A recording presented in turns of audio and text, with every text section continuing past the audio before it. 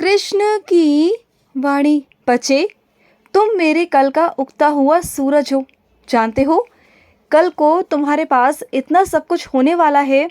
जो भी तुम चाहते हो ना, वो सब तुम हासिल करने वाले हो, सब कुछ। और तुम कल का सूरज बनोगे। आज जो तुम इतनी मेहनत कर रहे हो शिद्दत के साथ, इतनी मेहनत, तो कल को तुम्हें जीतना ही होगा। और जीतना क्यों नहीं होगा? क्योंकि मैं तुम्हारे साथ रहूँगा। समझ गए ना?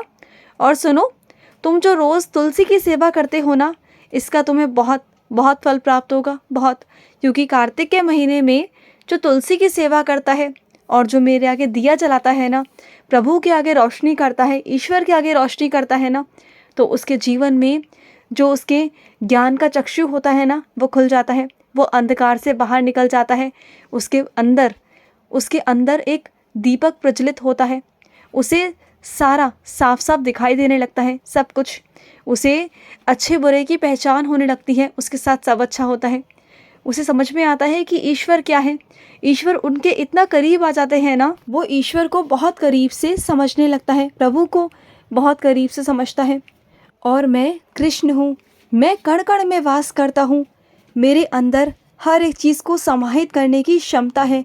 मैं वो सामर्थ्य रखता हूँ कि तुम पर अगर कोई कष्ट आता है, कोई परेशानी आती है, अगर काल भी आता है ना, तो उसे भी मात देने का मैं सामर्थ्य रखता हूँ। तुम्हारा कृष्ण वो सामर्थ्य रखता है मेरे बच्चे।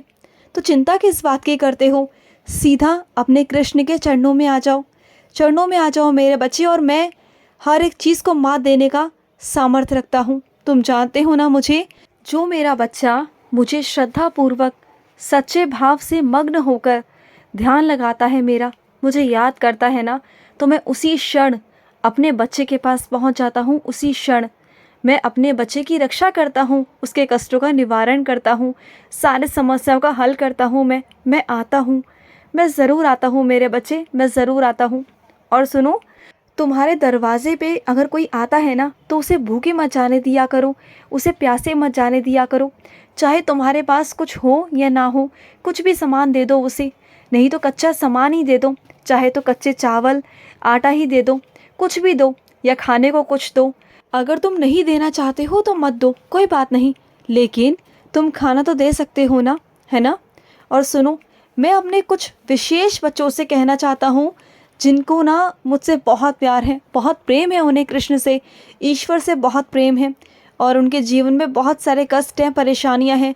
तो सुनो मेरे बच्चे, तुम उपाय ढूंढते हो ना, हल ढूंढते हो कि किस तरीके से तुम्हारे जीवन में परेशानियां ख़त्म होंगी, तुम्हारे कष्ट दूर होंगे।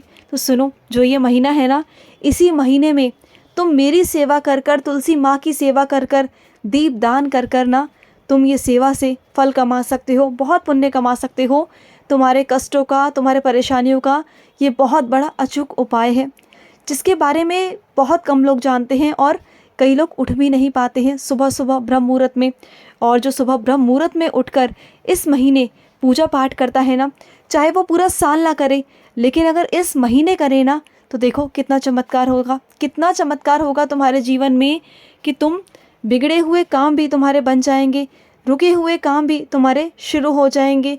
और कुछ मेरे बच्चे मुझसे कहते हैं ना कि कृष्ण, मेरी झोली हरी भरी कर दो, मेरे घर में भी किलकारी गूंजे। तो सुनो, किलकारी गूंजेगी तुम्हारे घर में, मैं आशीर्वाद देता हूँ। लेकिन आ जाओ, आ जाओ, एक बार वृंदावन आओ, राधा रमन के दर्शन करो, बाके बिहारी के दर्शन करो, फिर कर कर वहाँ से अपने घर जाओ। मैं तुम्हें आशीर्वाद दूंगा, वहाँ से तुम्हारी झोली भर कर भेजूँगा। और जब तुम अगली बार मेरे पास आओगे ना, तो अपने बच्चे को ही लेकर आओगे। मैं तुम्हें इतना आशीर्वाद देता हूँ, क्योंकि तुम जगह जगह भटके हो, जगह जगह, जिसने जहाँ बोला तुम वहाँ वहाँ गए हो, जहाँ तुम्हारा दिल भी नहीं था ना, जिस चीज़ को तुम मानते नहीं हो, तुम्हारा परिवार नहीं मानता, उसके बावजूद तुम वहाँ गए, सिर्फ संतान प्राप्ति के लिए, सिर्फ।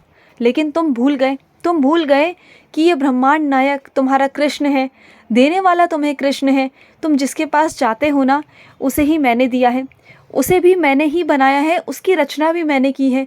तो किसके पास जाते हो तुम? सीधा सीधा मेरे पास आओ ना, सीधा मेरे पास आओ। देखो, राधे माँ से प्रार्थना करो, वो अगर तुम पर कृपा कर देंगी ना, बरसाने वाली माँ है वो, बरसाने वाली, वो बरसाती है प्रेम। अगर कहोगे ना तो तुम पे भी कृपा बरसाएंगी, तुम पर भी प्यार बरसाएंगी। आओ तो सही, कहो तो सही, मांगो तो सही। तुम ना आते हो ना कुछ करते हो। देखो बिना रोए तो माँ भी बच्चे को दूध नहीं देती, तो फिर तुम कैसे मेरे पास नहीं आके मांगोगे तो मैं कैसे दूंगा तुम्हें। तुम अपनी परेशानियाँ, तुम अपनी समस्या मेरे आगे नहीं कहोगे और जगह जगह भटकोगे तो कैसे चलेगा बताओ। सीधा मेरे पास आओ ना, आओ मेरे पास, मैं तुम्हारी रक्षा करूँगा, तुम्हें संतान प्राप्ति का आशीर्वाद दूंगा। आ जाओ मेरे पास। और तुम ये सोचते हो ना कि जिसने तुम्हारी ज़िंदगी को बिगाड़ रखा है वो अब क्या क्या बिगाड़ेगा तुम्हारी ज़िंदगी में आगे, तो सुनो, कुछ नहीं बिगाड़ सकता वो, कुछ भी नहीं। उसकी ना हिम्मत है ना औकात है कि वो तुम्हारा कुछ बिगाड़ दे, क्योंकि मैं अब तुम्हारी ज़िंदगी में आ चुका हूँ। बल्कि तुम अगले दिन की चिंता मत किया करो, बल्कि अगले दिन में ये सोचा करो कि अगला नया दिन तुम्हारे लिए क्या आशीर्वाद आने वाला है। अगले दिन तुम्हारे लिए क्या नया तोहफ़ा, नई उम्मीद, नए मौके आने वाले हैं जो तुम्हारा कृष्ण तुम्हारे लिए भेज रहा है। मेरे बच्चे, मैं तुम्हारे लिए हर दिन नए नए तोहफे, नई नई चीज़ें, नई नई उम्मीदें भेजता हूँ, जिसे कुछ तो तुम समझ लेते हो और कुछ को तुम नहीं समझ पाते हो, तो समझा करो। और जो तुमने मेरे गले में बहुत दिनों से फूलों की माला चढ़ा रखी है ना, जो सूख गई है, उसे हटा दो। देखो जब तुम मेरे चरणों में कोई फूल रखते हो ना और वो सूख जाता है तो उसे अगले दिन ही हटा दिया करो, साफ़ कर दिया करो। जिस तरह से तुम्हें साफ़ सुथरा बिस्तर पसंद है ना, उस तरह तुम्हारे कानों को भी साफ़ सुथरी जगह पसंद है। समझ गए ना। और सुनो, तुम जिस पड़ाव पर हो ना, तो देखो उस पड़ाव पर अच्छे अच्छे नहीं पहुंच पाते। जिस हिसाब से तुम्हारी उम्र है, जिस हिसाब से तुम्हारे अनुभव हैं, तुमने बहुत ऊंचाइयों तक पहुंचने की कोशिश की है और तुम पहुंच भी गए हो, जो अच्छे अच्छे नहीं पहुंच पाए। तो तुम्हें तो खुद पर गर्व होना चाहिए मेरे बच्चे। क्यों तुम दूसरों की, जो 4-5 लोगों की बातें हैं, उन्हें सुन सुनकर परेशान हो। अरे वो तो बातें करेंगे ना, तुम जितना आगे जाओगे वो उतने लोग बातें करेंगे, उतने लोगों की बढ़ोतरी होगी तुम्हारे जीवन में, जो कुछ अच्छे भी होंगे, कुछ बुरे भी होंगे। मैं भी तो तुम पर गर्व करता हूँ ना, तो खुद पर गर्व करो। तुम इतनी सी उम्र में तुम कहाँ तक पहुँच गए। तुमने संघर्ष किए, तुमने जज्बे से लड़ाई करी और तब जाकर तुम्हें ये सब कुछ प्राप्त हुआ है। तुम्हें मैं खूब सारी शाबाशी देता हूँ, खूब सारी, तुम्हारी पीठ को थपथपाता हूँ मैं। बहुत सारी शाबाशी है तुम्हें, बहुत सारी शाबाशी। तुम ना बहुत आगे जाओगे, मेरी शक्ति है तुम्हारे साथ, मैं हूँ तुम्हारे साथ, मैं हमेशा तुम्हारे साथ हूँ, हमेशा। और सुनो, तुम्हारी तरह ही कुछ लोग ऐसे भी हैं इस दुनिया में जिन्होंने बहुत उपलब्धियाँ प्राप्त की हैं, बहुत उपलब्धियाँ, लेकिन उनके अंदर भी ना बहुत घमंड आ गया है। उनके अंदर तो बहुत घमंड है, बहुत घमंड। और एक तुम हो जिसके अंदर विनम्रता है, जिसके अंदर प्यार है। लेकिन वो इंसान ना जिसके अंदर अहंकार है, उसके अंदर ना आत्मविश्वास है। उनके जो मित्रगण हैं, जो उनके आसपास के लोग हैं, वो उनका आचार प्रसार करते रहते हैं जगह जगह। लेकिन तुम्हें किसी को आचार प्रसार करने की ज़रूरत नहीं, क्योंकि तुम वैसे भी उजाला हो, उजाला, रोशनी हो। और उजाले को, रोशनी को कोई रोक नहीं सकता, चाहे उसे 10-15 दरवाज़ों में, 1000 दरवाज़ों में बंद क्यों ना कर दिया जाए। लेकिन सूरज की रोशनी को आज तक कभी कोई रोक पाया है क्या। सूरज की रोशनी तो कोने कोने में पहुंचती है, कोने कोने में। उसे कोई आचार प्रसार करने की ज़रूरत नहीं, और तुम्हें भी नहीं है, क्योंकि तुम मेरे बच्चे हो और तुम्हें बहुत आगे जाना है, बहुत आगे। तुम्हें बहुत नाम कमाना है, तुम्हें बहुत अपने परिवार के लिए सब कुछ करना है जो तुम सोच कर बैठे हो। और जो तुम्हारा नृत्य करने का शौक़ है ना, उसे दबाओ मत। वो जो तुम्हारा शौक़ है ना, उस शौक़ को बाहर निकालो, निखारो। देखो मुझे भी नृत्य करना बहुत पसंद है, मैं भी तो लीलाएं करता हूँ, मैं भी तो नृत्य करता हूँ ना, तुम भी किया करो। तुम भी तो मेरे बच्चे हो ना, तो खुशी से रहा करो ना।